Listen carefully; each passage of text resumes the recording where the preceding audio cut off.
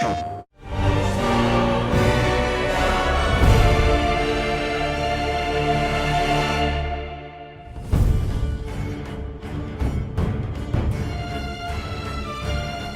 of War has always benefited from the beauty, the depth of the lore and the myth that it is based on. And now you guys, I don't want to say you reset everything, but you kind of have this whole new palette to paint with, right? Because you're in a new kind of mythos, a new lore of the world. Yeah, I mean, it's massive too. Like, the weird thing about Norse mythology is it has so many different translations, so many different interpretations, that it's this very tangled web when you start researching it and trying to understand.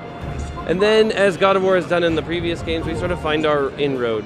Ways that we can kind of parallel path things that are going on and feel like we've injected ourselves into a little bit of that history. So there is a story about this stonemason who has a bad run-in with Thor and ends up getting a chisel knocked in his head. And that actually turns out to be a level that we're going to visit in the game. Tell me a little bit about the research. A lot of it is the initial research. You know, everybody on the writing team was reading the prose eddas and really starting to research how the myths were translated, how they kind of spread out and are told, as well as then the art team. We had a large group of people go out to Iceland, which we had some really cool experiences with them out there. So they went there for an art research trip, and then we actually rented this church to actually record some of the soundtrack in. Oh, unbelievable, man. It's so good, and both times all I got to do was see it on like a little monitor. The designers must have had such a fun time, like kind of breathing new life into a very familiar and very iconic world like God of War. Yeah, it's the artists all kind of talk about like this is the type of game that they really want to work on, and I think you can really see that throughout all of the team.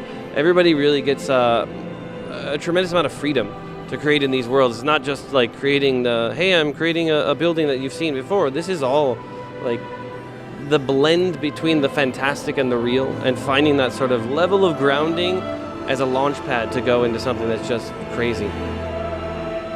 These are the toys from E3 2016.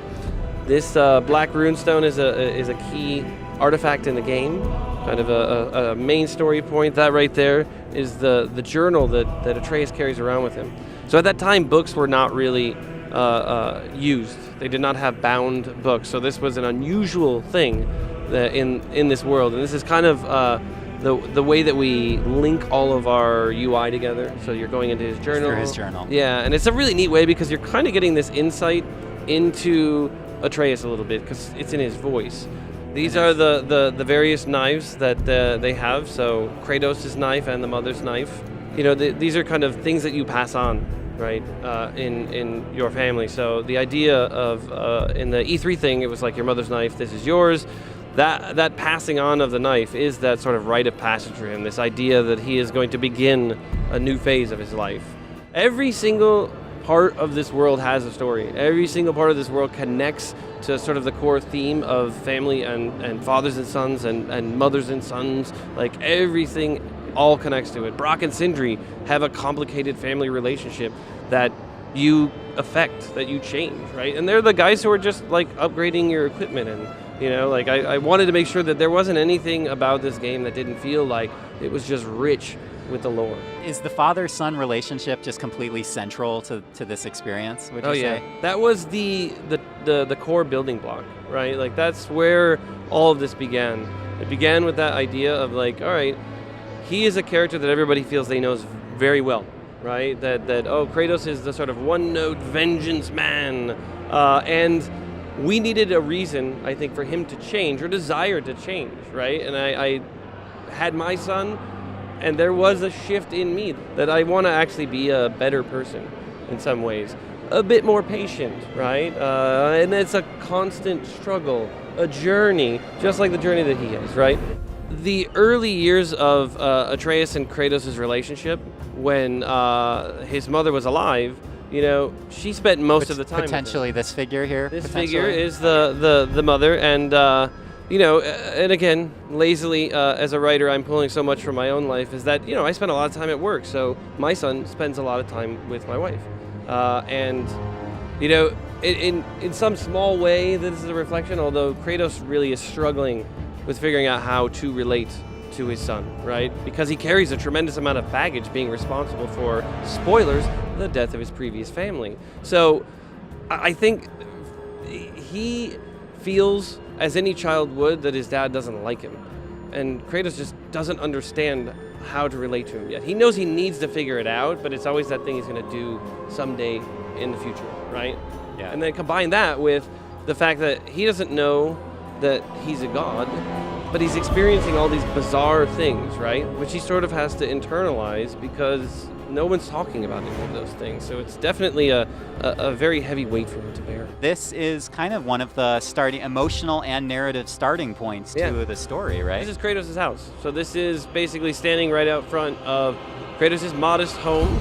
And the whole game is filled with all these little details of like, right here, this is kind of a Norse blessing to kind of protect those who live in the house. So runes and sort of the written language and the spoken language are kind of the power of this world.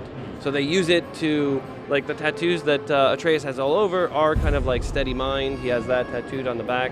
And then, you know, strength and precision for his sort of bow draw arm.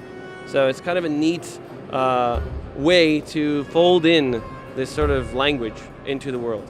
The son's ability, to contrast what Kratos' abilities are, brute strength and power, and the son's ability is, I have intelligence, right? I have the ability to understand others, so much so that he actually can hear the sort of feelings and thoughts of other creatures. So he has this sort of empathetic angle to him as well. It's fantastic.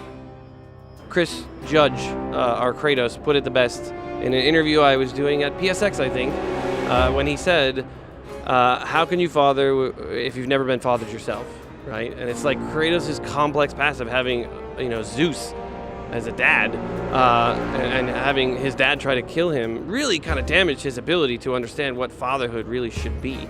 And I mean, Zeus obviously had his own psychological cross to bear because his dad tried to eat him. So really, like, mythology is wonderful.